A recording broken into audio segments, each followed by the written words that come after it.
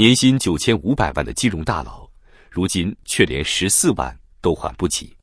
恒大暴雷已经是这个时代最大的暴雷新闻。没想到，一个资产一度超过恒大1.14万亿的金融巨头中植集团，最终走向了破产清算。比恒大更大，比恒大更狠，比恒大更无声无息的，把15万个中国中产家庭的梦想一口吞掉。就在2025年6月，北京法院发布了一条不起眼的执行公告，执行标的14.33万元。听上去微不足道，但细看被执行人恒天财富法人周斌，这条信息顿时让所有曾经的投资人心头一紧。是的，这个曾经年薪9500万元、金融圈赫赫有名的男人，如今连14万都拿不出来了。而他背后就是那个3.6万亿元的资产帝国中植集团。从造纸厂到金融帝国，3.6万亿泡沫是怎么吹起来的？别忘了，中植的前身只是一家造纸厂，但靠着资本运作、政商关系与超高收益率的财富管理，中植在短短几十年间，一路从纸业跨界到房地产、信托、证券、保险，最后摇身一变，成了中国第一民营金融巨头。这场扩张的燃料是什么？15万富豪的投资。根据公开资料，中植集团旗下的理财产品吸引了超过15万人投资，其中投资超过300万的人数就达到15万人，还有高净值人士单笔投入5000万甚至5亿。有人说，中植是富人圈的杀手，因为他收割的对象是中国最有财力的中产与富豪。他是怎么做到的？靠的是夸张到令人瞠目的8%至12%的投资回报率。但投资人不知道的是，这还不包括中介费、理财师提成和产品发行成本。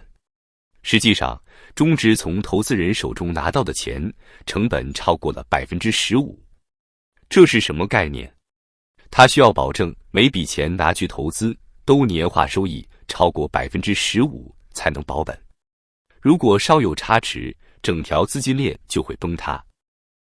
而这样的高风险运营，居然在中国金融市场上维持了将近10年。谢志坤的疯狂扩张，靠的是正金同盟。这一切的中心人物是中植创始人谢志坤，一位从印刷厂工人起家，最后坐拥260亿身家的金融教父。在外界看来，谢志坤的故事几乎是一场现代版的白手起家神话。但内部人知道，中植的崛起绝不只是商业奇才的胜利。据媒体调查报道，中植的高层管理者中，大量来自体制内。原最高法院审监庭庭长担任风控总裁，原国家外汇管理局司长担任首席经济学家，原公安经侦官员担任风控高管，还有来自税务、证监会、安监、互联网中心的前官员。这不是一家普通民企，而是一家深度嵌入政商网络的半体制金融怪兽。而谢志坤的亲弟弟谢志春也在国有金融系统一路高升，先后担任光大银行黑龙江分行行长、中央汇金总经理、中投公司副总。兄弟二人，一个主外搞资本，一个主内打通金融体系。中国是政商共生，到了中植这里发挥到了极致。毛阿敏的先见之明，放弃260亿财产，成为中国最理智的女人。2021年底，谢志坤突然病逝。作为丈夫的合法继承人，毛阿敏拥有继承260亿财产的权利。但她做出了一个震惊所有人的决定，放弃全部遗产。她对外解释说自己有钱，不需要这些。但现在看来，这不仅是一个冷静的决定，更像是一个对整个中植帝国未来潜藏风险的精准预判。谢志坤去世之后，中植高层陆续出走，资金链紧张迹象频现。到了2023年，中植旗下公司开始出现大规模兑付逾期，终于在年底对外承认资不抵债。让人瞠目结舌的是，中植集团在暴雷时刻自曝的财务数据是，总负债超过4000亿元，可流动资产只有180.86万元。也就是说，这个曾经资产规模3.6万亿的金融巨兽，账面上现金不到200万。那15万富豪怎么办？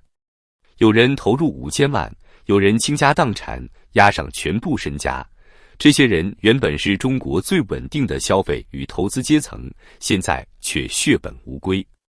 更恐怖的是，这些人不是富到无所谓的富豪，而是数十万个中国最典型的中产家庭。只用了3个月，从暴雷到破产，中植的投资人为什么连20%都拿不回来？中植集团在2023年底正式对外承认资不抵债，而到了2024年初，仅仅不到3个月时间，法院就受理了其破产清算的申请。投资人原本还有一丝幻想，能不能重组？能不能引入新资金？能不能像恒大那样拖一拖、谈一谈，总还能救一救？答案是，一切都太晚了。中植的资金黑洞实在太大，而核心高管几乎全部被立案调查，公司丧失经营能力，没有一点点回旋余地。更残酷的是，即使中植名下还有2000亿元的总资产，投资人也不见得能回本多少。这些资产大多是股权、债权、不动产、非流动性投资，很多是以过去虚高估值进行记账，现在变现恐怕要打5折、3折，甚至流拍。若以5折计算，这2000亿变现后最多回笼1000亿。这笔钱要分给超过4200亿的债权人，那么投资人最多能拿回20%左右的资金，而20%还是理想情况。换句话说，如果你投了1000万，可能最多只能拿回200万，还可能要等上好几年。很多网友看热闹似的说，还好坑的是有钱人。这句话听上去很爽快，但如果你真的理解这群人对中国经济的作用，就笑不出来了。这15万人是中国的消费中坚，他们是做实体的老板，是中型私企的股东，是收入稳定的高级白领，是撑起高端餐饮、名牌汽车、医美行业、高端教育的购买力主力。当他们的资金一夜蒸发，本来打算换新车的不换了，本来计划海外留学的取消了，本来预定装修豪宅的缩水了，本来每年消费几十万医美、旅游、奢侈品的彻底断流了。这不是他们个人的灾难，而是中国中产阶层断层化的开端。更可怕的是，这些投资人不少还是企业家，他们的资金一断流，就可能拖垮更多实体企业，影响更多上下游。10年前开始，一批民间理财公司异军突起，各种年化10%稳定回报、大额专项资产配置成了金融中介最常见的宣传语。赚钱太慢是你的错，年化10%不投就是亏。这样的话，曾经骗到了无数人。很多投资人直到血本无归，才恍然大悟，所有高收益都是对本金的赌博。而中植就是这些神话最极端的体现，承诺8%至12%的收益，还给中介和销售层层返点，拿到钱之后再返投给更高风险的项目。如果一环出问题，就全线崩塌。但中植的问题不仅仅是激进，它还代表了一个更深的结构性黑洞：政商共生、制度套利、金融缺位、监管失灵。中植的成功很大一部分来自它的背景，它不是一个纯民营公司，而是一个混合了体制资源与资本力量的怪胎。前官员团队、体制内人脉、金融牌照、政府项目，这一切让投资人对他深信不疑。但当反腐与去杠杆大潮来袭，这些过去的护身符变成了催命符。根据2024年8月公开信息，中植49名高层被起诉。2025年6月，恒天财富高管正式开庭审理，涉及非法集资、伪造财报、资金挪用等多项罪名。这不是一家公司倒下，而是一整套依赖人质红利的财富生成模式崩溃。中植只是中国金融大暴雷的一个缩影。过去2年，类似的影子银行、理财公司、私募基金接连出事。前端鼎一丰、华信、安信、恒大财富、红岭创投，民间理财与资产管理领域成为中国最黑暗的雷区，千万级中产投资人遭遇毁灭性打击，金融市场信任危机全面爆发。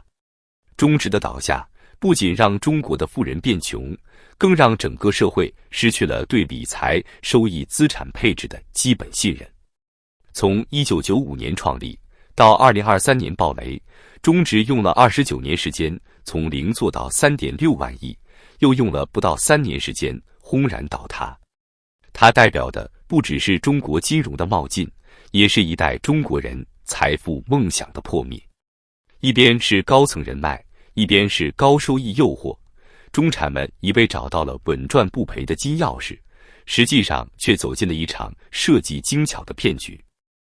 而这个骗局的最大特点是，它不是违法，而是擦边；不是黑市，而是合法外衣；不是黑帮，而是白领；不是强抢，而是你自愿。你想要高收益，他们就给你更高的；你嫌利息低，他们就说这是 VIP 特供；你不满足，他们就让你内部认购。但当市场开始去杠杆，反腐雷厉风行，当流动性开始枯竭，投资预期崩溃，这场幻觉才瞬间破灭。中植的倒下不只是金融事件，它是这个时代的注脚。它告诉我们，在中国，真正安全的从来不是你看到的光鲜牌匾、华丽办公室、政府背景，而是现金流、透明度和制度约束。而当这些东西都不再可靠时，你所谓的理财可能只是一场对本金的慢性谋杀。